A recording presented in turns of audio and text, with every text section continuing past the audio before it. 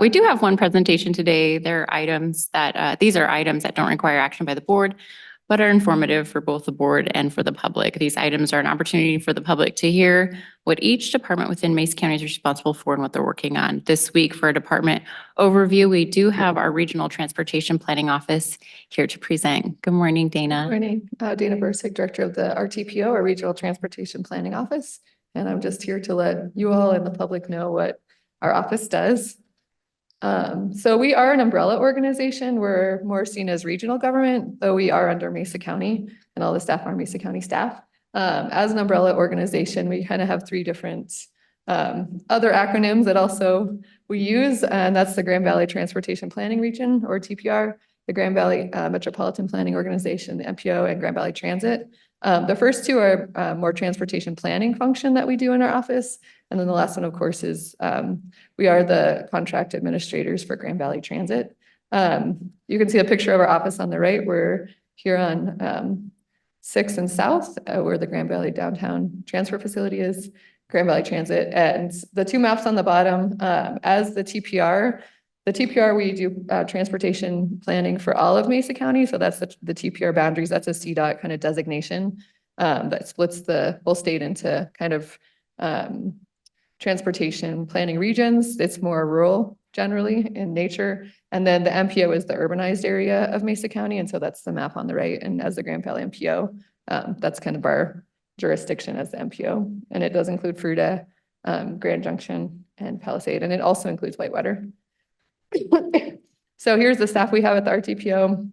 We have a really great group of individuals and really group of passionate folks. You can see from our Halloween costume, we get along very well and we do a lot of great work.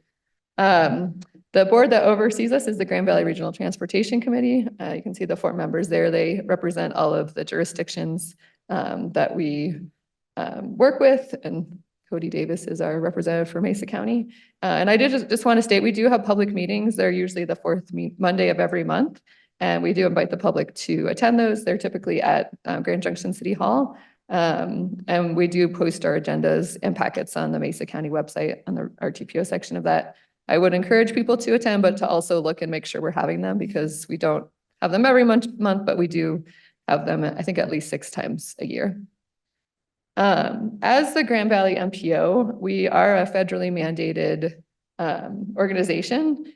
There's about over 400 MPOs in the US. As soon as an area, the urbanized area, becomes over 50,000 people in an area, an MPO is required in order to receive federal transportation funding. And then there are some required tasks that the MPO has to do. This ensures that there's like a comprehensive and collaborative transportation plan for an area. We are funded by CDOT, which is through federal funds, Mesa County, the city of Grand Junction, and Fruita, and the town of Palisade. Some of the things that we do are like long-range transportation plans. So we're currently working on our 2050 regional transportation plan. We also do a travel demand model. So we work with the state demographer who projects the population for Mesa County 25 years out in the interim years. And then we model that in a GIS-based software. We work with all of the planning departments to kind of determine like what part of Mesa County are the people going to go to. So we don't just like throw even across the county and say like, okay, that's, it's going to be equally distributed. We look at the zoning maps. So we work with planning departments and determine, where will people be living and working. And then from that, we project like how the transportation flow. And so with that, we can see where congestion would occur in that scenario. So it helps with transportation planning and making sure that we're looking ahead and not just being reactive to transportation issues. We also do a transportation improvement program where we, in order for funds to be spent, it has to be on the transportation improvement program or the TIP, and that goes before our board for approval. So all projects that have any kind of state or federal funding in the MPO also are on our TIP. So I talked about the 2050 plan. We've also done the safety action plan, which Rachel will be talking about later, so I won't spend a lot of time there. But we do a lot of different kind of transportation planning type of functions as the Grand Valley MPO. For Grand Valley Transit, as I mentioned, we're the contract administrators for Grand Valley Transit. We do have a contractor who actually operates a system, so they are hiring drivers and doing the scheduling and that sort of thing. Our maintenance is provided by the city of Grand Junction. And we have 11 routes. We run Monday through Saturday, so we don't have Sunday service. We have on average in 2024 over 50,000 rides a month. So pretty significant number of rides for our citizens.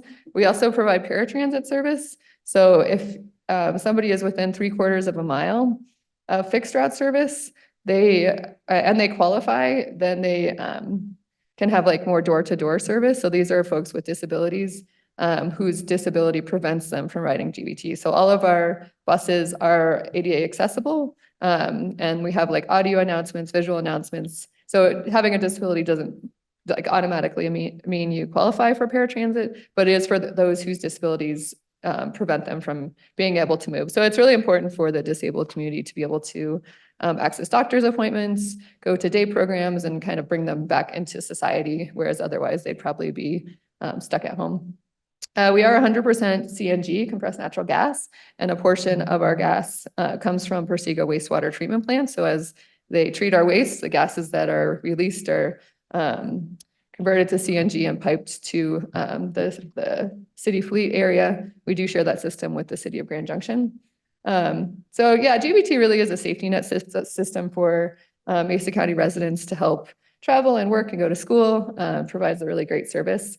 We do have a student pass program for middle and high school students, and we also have kids ride free. About 10% of our ridership now is students, and we see a lot of students riding it, especially to Central High School along Orchard Avenue, because the timing works out really great. And so, there's a lot of benefits to students and parents who don't have to take their kids to school and other activities.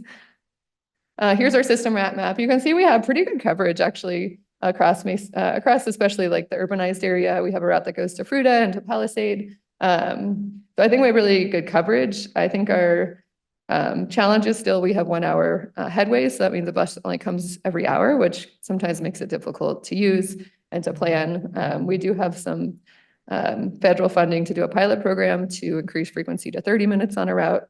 And so looking forward to doing that hopefully in 2025 once we get a few more buses in. Will you be doing that with all 11 routes? No, just one. Oh. We only have funding for one. Yeah. Okay. So I think it is definitely a community asset. We're largely funded by the FTA. They fund between 50 and 80% of expenses. It's all reimbursed. And then we have great support from Mesa County, the city of Grand Junction and Fruta, and the town of Palisade. In 2024, we received about $3.5 million for GBT operations. We also received almost $2 million for new buses, and then about another $500,000 of additional funding for our maintenance facility for the tools and equipment for that.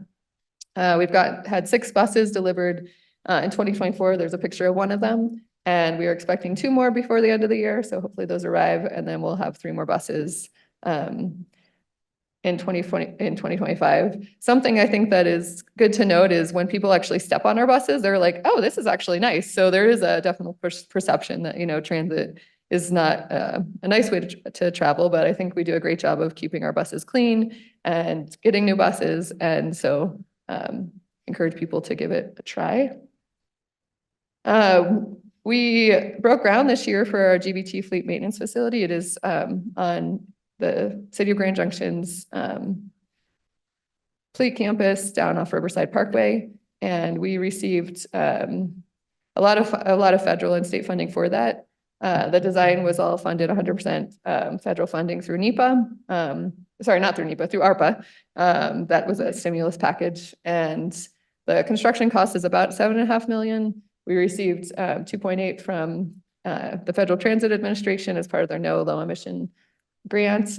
We also received some state funds, and that was the Transit Strategic Funding and Multimodal Options Fund. And then Mesa County is repaying the Whitewater facility, the federal share of the Whitewater facility, for almost $2 million. So we've broken ground. We now have some foundations and stem walls, so it's not so exciting yet, but we will start going vertical in the next couple of weeks. It is a pre-engineered metal building, so there's a rendering of it on the right and the photo of the groundbreaking. It will be complete in late July of next year.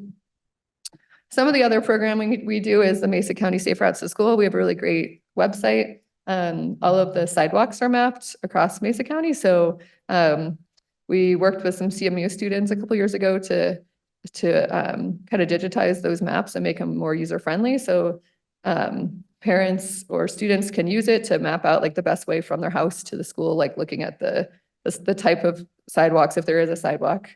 We also do a lot of education through Safe Routes to School and help support like bike to school days and roll to school days and that sort of thing. We also have 2 social media platforms. We have called Mobile Mesa County on Facebook and Instagram. So we try to post a lot of things on there about driver safety, you know, stuff about Grand Valley Transit, stuff about walking and biking, and have a pretty good following on those platforms. And then we also do a lot of just other studies. A study we did a couple years ago was the North Avenue Enhanced Transit Corridor study. And we used some transit funding to fund most of that with some local match. And that helped break up North Avenue into kind of sections that are more doable. I think a lot of people know there's a lot of issues on North Avenue. And so just looking at the entire corridor seemed overwhelming and like, we can't touch that. But through the study, we broke it up into sections and prioritized them. And then we've been working with the city to get funding for that. And so through that, they will be building a detached multimodal path on the east side of North Avenue, I think about 2.5 miles worth. And so we did a win award for that one. But we try to use our funding well to do studies that help us to kind of get more funding and do more good work in our transportation realm. So I think that's it. Are there any questions? Thank you, Dana. What's the total budget for GVT I think it's around 6 million in total? a year. Okay. Thank you. Yeah.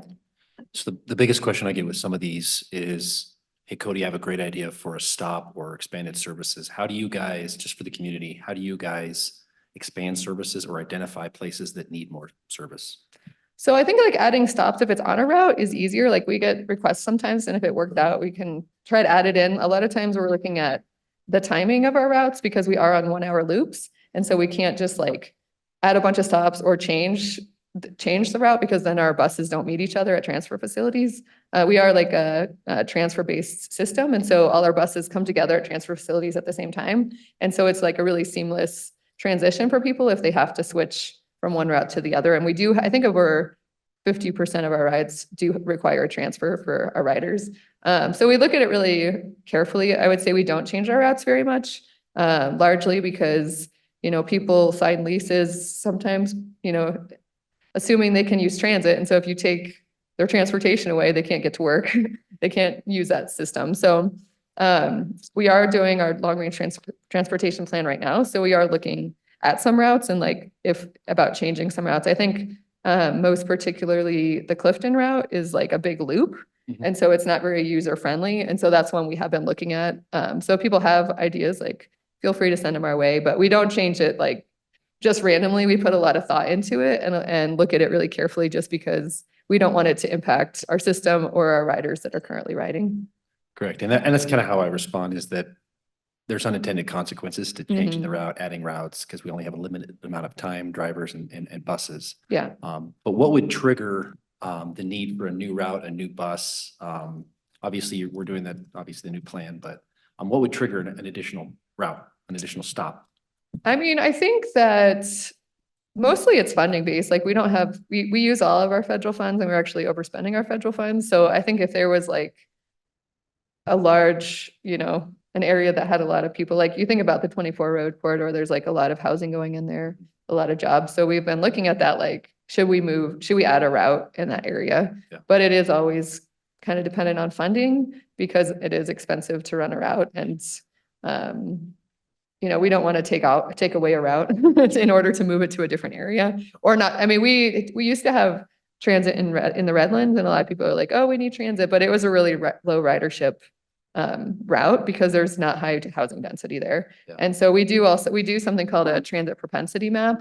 And so we look at like the density of areas, the income, like looking at factors that typically folks have that ride transit. And so we map that out every year. And during our long range plan, we kind of look even deeper into that to see like, you know, are we serving the areas where there's the neediest people? That's kind of the first thing. And then are we, like for the Redlands, we took that route away because there just wasn't high ridership. I do think there's like more of an aging population there now. And so people are like, oh, wait, we can't drive. Now we need transit. But it's also hard to serve because of that density component of the Redlands. Perfect. Thank you, Dana. Mhm. Thank you, Dana, so much. Appreciate you.